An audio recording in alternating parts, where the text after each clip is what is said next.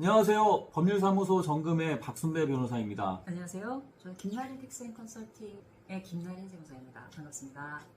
오늘은 김나린 세무사님을 모시고 유언공증과 관련된 세금 문제에 대해서 한번 알아보는 시간 갖도록 하겠습니다.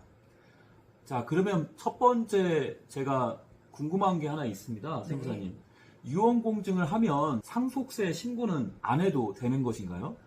공증하고 세금과는 별개입니다. 그래서 공증을 하시더라도 상속세 신고는 하시는 걸 추천드립니다.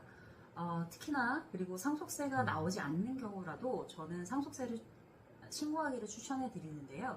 특히나 부동산 같은 경우에는 어떤 분이 취득을 하시느냐에 따라서 나중에 양도소득세에 큰 영향을 미칠 수가 있어요. 그래서 상속세를 받으실 때 상속인들 간의 상속세상 분할을 하실 때에도 꼭 대표님 같은 변호사님께 상담을 받으시고 그리고 상속세가 어떻게 나오는지 장기적인 계획도 세우시기를 추천을 드립니다. 네, 그러면 또 한 가지 질문이 있는데요. 네. 상속세는 누가 언제까지 내야 할까요? 네. 예. 상속세는요, 돌아가신 날을 기준으로 6개월 이내에 신고를 하시면 되는데요. 상속인 전부에게 신고 의무가 있습니다. 근데 상속인들에게는 연대 납세 의무라고 해서요. 원래는 받은 재산을 한도로 해서 상속세를 납부하게 되어 있지만 상속세 같은 경우는 특별하게 어느 상속인이 납부를 하더라도 상속인 간의 상속세에 대한 증여 이슈가 없도록 하는 연대 납부 의무라는 것이 있기 때문에 납부를 하시면 되겠습니다. 특히나 신고가 늦거나 누락이 되면 가산세가 붙을 수도 있으니까 늦지 않게 신고하시는 것이 중요합니다. 여기서 연대 납부라는 게 네. 생소한데 어떤 의미인지 네. 좀 설명 좀 부탁드리겠습니다. 연대 납세 의무라고 하는 것은요, 돌아가신 분이 보유하고 계신 총 자산을 기준으로 해서 상속세가 산출이 되고요. 그리고 상속인들이 받은 재산을 한도로 해서 비율로 산정이 되어 있는 상속세를 납부를 하게 되어 있습니다. 상속인들 간에 어떤 분이 납부를 하시더라도 법적인 문제가 없다. 그러니까 상속세를 성실하게 납부를 해라 라고 하는 특별한 제도라고 이해를 하시면 되겠습니다. 예, 잘 들었습니다. 제가 이제 사건을 하다 보니까 네. 여러 명 중에 한 분이 내시고 분담을 하는 것들이 있더라고요. 네. 네. 그렇게 이해하면 될까요? 네, 그러셔도 될 것 같습니다. 네, 감사합니다. 그러면 이제 다음으로 네. 이런 의문이 또 있을 수 있을 것 같아요. 유언을 하면 상속세는 어떻게 되나? 줄어들까요? 아니면 더 늘어날 수 있을까요? 유언을 하게 되면 상속세가 줄어들 수 있는 아주 특이한 경우도 있기는 하지만 그렇지 않은 경우도 있습니다. 그래요? 네네. 특히나 상속인이 아닌 분에게 유언을 하시는 경우가 있어요. 그럴 경우에는 되게 까다로운 요건을 충족하는 경우에 절세가 되는 방법이 있기는 합니다. 그렇기 때문에 사전에 충분한 협의와 검토를 하신 후에 진행을 하시기를 추천드립니다. 그런 방법이 있네요. 네, 있습니다. 네. 꼭 세무사님하고 상담을 하셔야 되겠네요. 네, 맞습니다. 자, 이런 것도 저도 고민을 해봤는데 네. 유언 전에 미리 자녀에게 네. 증여를 생각하시는 분들이 많이 있더라고요. 네, 아주 맞습니다. 예, 이랬을 때는 유언보다도 사전 증여가 더 유리할까요? 네. 이것을 사전증여라고 저희들이 하는데요. 최근에 상당히 많이 이루어지고 있습니다. 이것도 마찬가지로 사전증여도요, 유리한 경우도 있을 수 있는데, 그렇지 않은 경우도 있을 수 있어요. 왜냐하면, 사전증여를 한 이후로 10년 내에 증여하신 분이 돌아가시게 된다고 하면, 이 사전증여한 재산이 상속재산에 포함이 돼서 상속세를 산출을 하게 되는데요. 이 사전증여를 받으신 분이 상속인인지 아니면 상속인이 아닌지에 따라서 합산기간이 10년이 되거나 5년이 될 수도 있기 때문에 증여세나 상속세 시뮬레이션을 통해서 꼭 유불리를 판단해 보시기를 추천드립니다.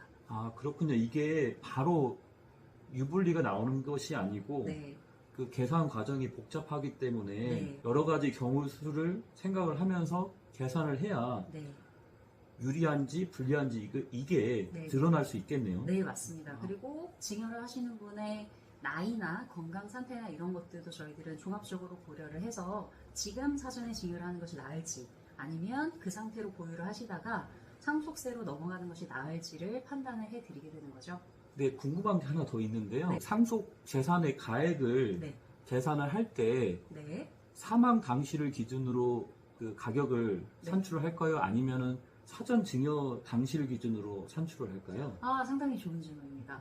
네, 증여세나 상속세는 모두 그 상속세 및 증여세법이라고 하는 하나의 법률로 규정이 되어 있는데요.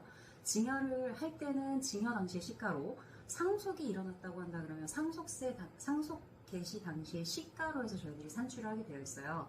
근데 상당히 중요한 질문이신데, 만약에 돌아가시기 전에 상속인에게 10년 전에 증여를 했다라고 한다 그러면 돌아가신 분이 보유하고 계신 재산은 상속 당시의 시가로 산정을 하게 되지만, 아까 말씀드렸던 그 이전에 10년 동안 사전 증여한 재산이 있다면 그 증여했을 당시의 가액을 기준으로 해서 상속세산에 추가를 해서 상속세를 계산을 하게 되어 있어요. 그래서 만약에 자산가치 상승분이 상당히 높은 재산이라고 한다 그러면 사전에 증여를 먼저 하시고 증여세를 조금 낸 다음에 나중에 상속이 일어난다고 한다 그러면 그 증여를 먼저 받으신 분이 자산가치 상승분에 대해서는 모두 다 향유를 할 수 있다는 장점이 있습니다. 그래서 사전 증여를 하시는 것은 아주 장기적인 플랜을 가지고 꼼꼼하게 점검을 하시는 것이 좋습니다. 아, 그러면은 최근에 강남 부동산이 많이 올랐는데 네. 강남 부동산의 경우에는 사전 증여를 고려하시는 것도 하나의 방법이겠네요. 그럼요. 그래서 강남 부자들은 사실 사전 증여를 상당히 많이 진행을 하고 계세요. 예, 감사합니다. 그러면 유언공증 서비스를 이용하시려고 하는 분들이 많이 있으신데요. 네. 그럴 때 저희가 세무사 상담도 꼭 필요한 것인지 여쭤보시는 분들이 많이 있더라고요. 네. 어떤가요?